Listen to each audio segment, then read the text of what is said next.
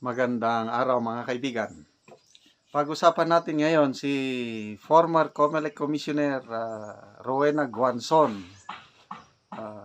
Yung kanyang pahayag, akusasyon ng mga kawatan ang mga nakaupo ngayon sa gobyerno.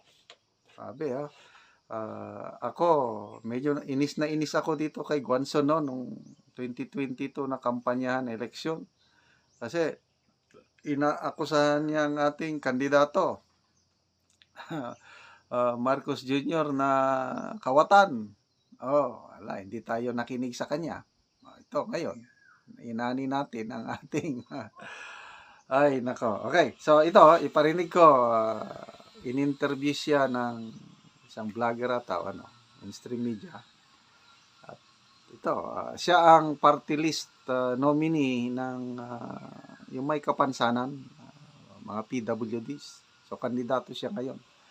Pagiging kongresista. So, ito, blinag ni Pinoy Views and Opinions, kaya mapapakinggan natin ang komentaryo ni Pinoy Views and Opinions, dagdagan ko lang mamaya. Okay, makinig tayo kay Attorney Guanzon. The government is just making it 10 times harder for persons with disability and old people to live a decent life here in the Philippines. So what's the problem? Ano ang problema? Narito ang problema. The problem is corruption. Corruption. Is corruption. If you have zero corruption, then that money should go where it should go. Binalaan na kayo dati eh. Ni Rowena Guanzon, mga kababayan, na wag iboto si Ngagba dahil ang pamilyang iyan, ang isyo ay kurakutan. Hindi tayo nakinig, mga kababayan, kaya eto ang ating inani. Kung ano ang itinanim siyang aanihin. Umani tayo ng iwi. It should go to the people who need it the most and to generate, promote development. At asar tayo dito dati, no? Yung kumuha pa na Coca-Cola talaga, mga kababayan, ganyan, inom-inom, tapos ganyan.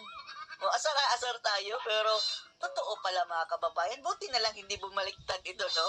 Dahil talagang mapaglaro ang tadhana, mga kababayan, kung bumaliktad ito. Para tayong sa Suela de Amor, nagpalitan lang ng kampo. The economy. How can you invite investors here and generate new jobs if you have a very high rate of corruption? Di ba all over the world na nga sa PBBM na nagpunta para mahikayat na ng investors? Anong nangyari sa pag-invite niya? Apparently, mga kababayan, walang naniwalang mga investor dahil nasaan na sila? Ako negosyante abroad, bakit ko naman dadalhin dito? Dalhin ko na lang sa Vietnam, dalhin ko na lang sa Indonesia, where there's a lesser, they have corruption also, but Lord, walang tatalo dito sa Pilipinas, pakakawatan. Napakakawatan! Pati mga business na may business, mga kababayan, pinapakialaman ng mga opisyalis ng gobyerno. Heavy luggage, di ba? May issue na nga niyan. Okada, sino ang nasa likod niyan? Mga kawatan, sabi ni Guanzon, mga kababayan. Ang mga government Corruption ang number one issue ngayon sa ating gobyerno. Maalala ko, may SWS survey. Tinanong ang mga respondents, anong mga areas of governance na satisfied sila at hindi sila satisfied. Hindi satisfied ang mga respondents, negative 26% ang nagsabi, yung net satisfaction rating na, yung satisfied at saka not satisfied, is fighting graft and corruption. Napakababa ang net satisfaction rating ng administrasyong ito, negative 26%. Yung mataas na rating is yung pagbibigay ng ayuda, pagtulong sa mga pobre in terms of ayuda, yon. Kasi billions of pesos ang bumabaha ang ayuda, edi maraming maligaya sa ayuda. Kaya lang, yung ayuda na yan, baka nagagamit na rin sa korupsyon. So, ito na ang problema natin ngayon.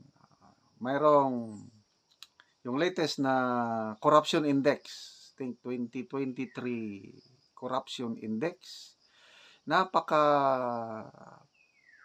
ano ang rating natin out of 180 countries, number 115 tayo out of 180 countries. Mababa. Kung number 1 ka, yun, less corrupt.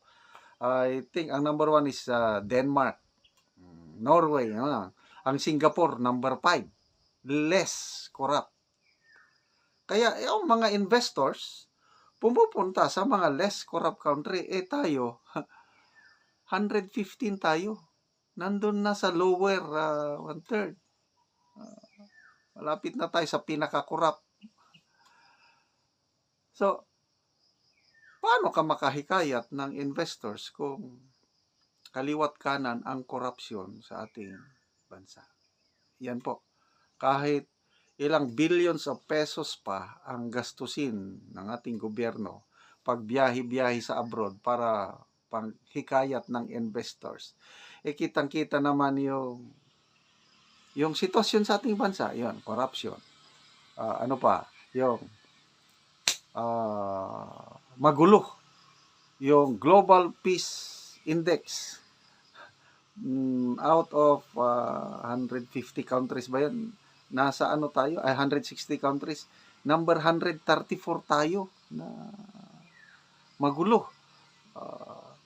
Ang sa ASEAN, out of 10 nations sa ASEAN, kulelat tayo Number 9 tayo, ang pinakamagulo sa ASEAN, Myanmar.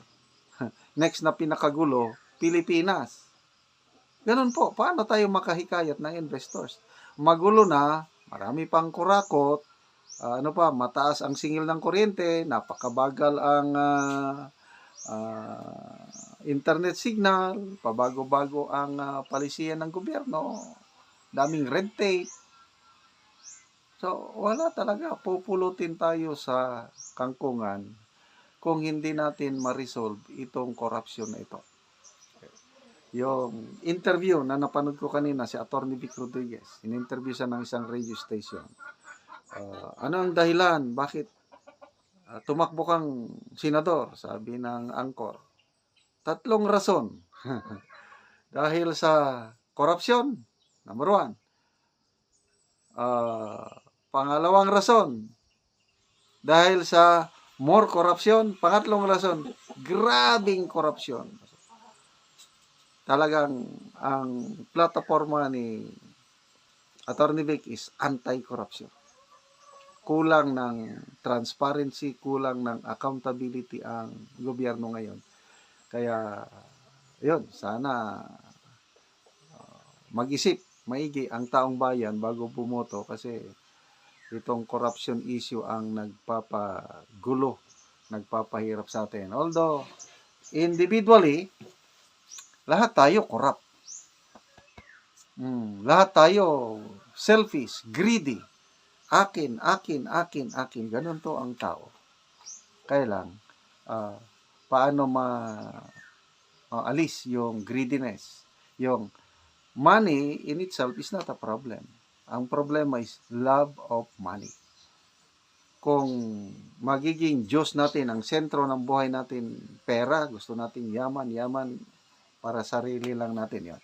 We are prone to corruption. Kaya lang ako, may life testimony na nadaanan ko yan.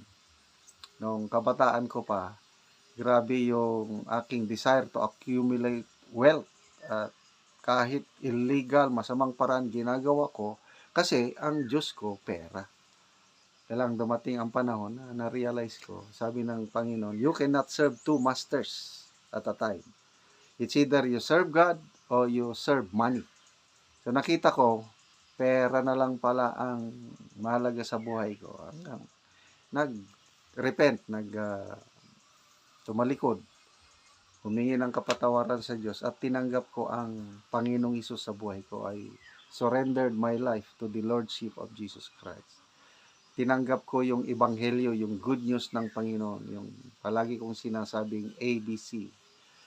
Accept, tinanggap ko na makasalanan ako, believe, naniwala ako na namatay at nabuhay muli ang Panginoong Hesus para sa kapatawaran ng aking kasalanan. And I committed, I surrendered my life. Kung ano ang kalooban ng Diyos, yun ang sundin ko. Kaya, dumating ang Holy Spirit sa buhay ko. Ngayon, yung Holy Spirit ang nag-guide sa akin. Kaya yung love of money, wala na. Yung self-centeredness na palitan ng pag-ibig ng Diyos. Kaya, ito ngayon, ang ating income sa YouTube channel, hindi ko na sinasarili, tinutulong natin kawang-gawa. Kaya meron tayong natutulungan na Talaandig Tribe sa Bukidnon. Salamat sa ating partnership at sana itong eleksyon ito, next year, ang mapili na mga senador, mga opisyalis is may takot sa Diyos. Ang uunahin, Diyos, bayan, bago ang sarili.